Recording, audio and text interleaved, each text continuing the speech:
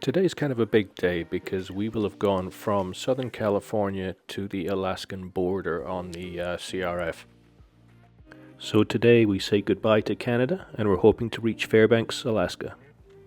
I stopped by at the Canadian border building, but they don't need anything from me, and then you continue on into about 20 miles of no man's land before you'll reach the American border.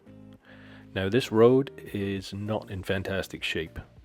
It's the usual bit of gravel in certain sections, broken potholes, frost heaves, and it seems to go on forever.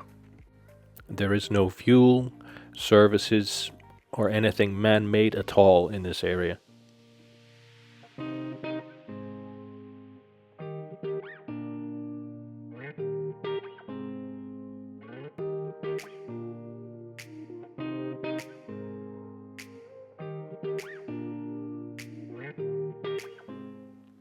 I'm lucky that I get waved into an empty lane at immigration on the American side, and the conversation is fairly short. Most of it consists of me faffing around trying to get my passport out of my pocket.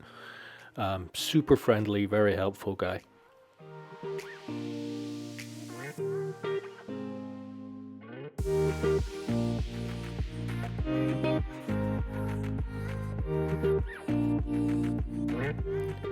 Now, because I'm planning things pretty much day by day, I only now started to think about how I was going to leave Alaska. And there's only really two options: to run the Cassiar again and ride down to Vancouver, or the Alaskan ferry system. So I gave them a call, and it turns out there's no space on a boat leaving Alaska for the next 2 months that is reservable for a motorcycle. We'll get back to that later on. The first man-made structures in Alaska look like they sell gas, but they do not. And although immigration did tell me the roads are better on the American side of the border, as you can see, they're still not ideal in places. Similar to the other side of the border, there's a large area here which is essentially no man's land. Just you, the road, the forests, nothing else.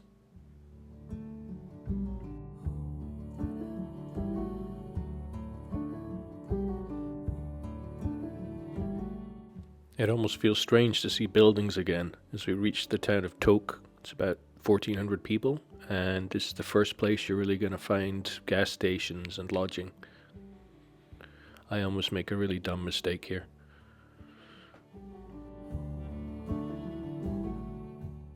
I spot the Honda Africa Twin that passed me earlier on the road and grab a cup of coffee. I have a chat with him and a local who then looks around my bike and tells me that the chain is starting to bind up, and he's right. So that's something else on the list.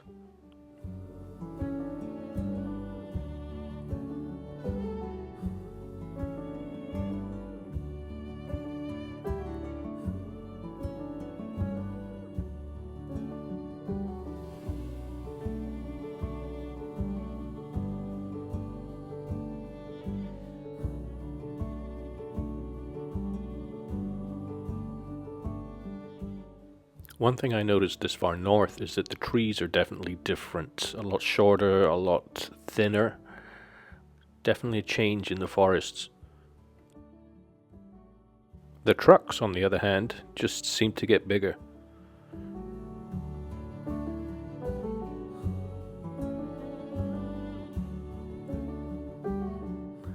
I make a quick stop to see some abandoned buildings, and judging by the trees growing up through the parking spaces, it's been a while. I also come across the only thing on this road moving slower than I am. And then we reach Delta Junction. As soon as you see the radio tower, you'll know where you are. And it's time for more fuel. Now, as I'm having coffee after refueling, I notice a strange thing. There's like a dozen bikes, and they're all filling up at the same pump, as if one person's credit card is paying for all the fuel. Turns out they're Europeans on a guided tour, all on the Harley adventure bike. And the last thing to leave the car park, the spares bike, I guess.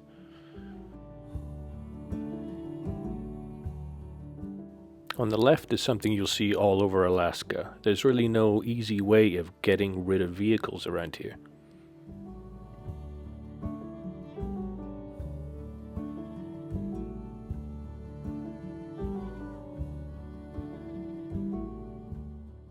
Now, when there's road crews at work, there are pilot vehicles, and they have a definite purpose, but they tend to go too slowly. So if it's wet or muddy or thick gravel, I tend to hang back a bit, leave myself a gap so I can speed up if it gets a little more tricky. And as you can see, in Alaska, there's, I'm guessing, 2 seasons, winter and roadworks.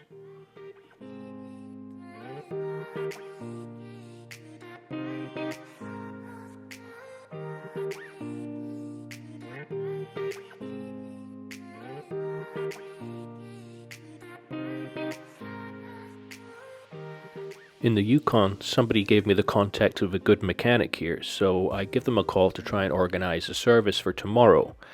Turns out he's traveling tomorrow, but he says come stop by the workshop tonight. And sure enough, it's 8 p.m., it's daylight, so he's happy to work. Another surprise that I hadn't expected is he's left me a loaner motorcycle in case I want to go off riding. Okay, the mechanic told me he'd be 5 minutes. And shortly after that, his wife came out of the house, asked if I knew what happened, and drove off with a fire extinguisher. But didn't seem too disturbed. Let's hope everything's alright. I'm not going to take the loaner, but I might as well have a seat on it.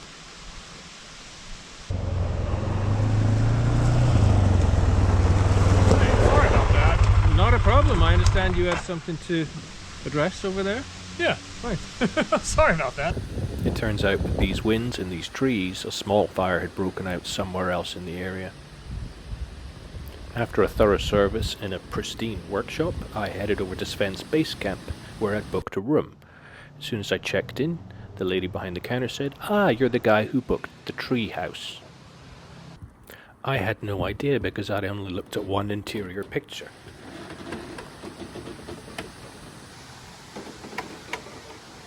Turned out to be a rather creaky but comfortable place to stay. Oh, and the mechanic gave me a good piece of advice. He said you can make plans in Alaska, but the weather or the fires will change them for you. And it turns out he was right pretty much immediately.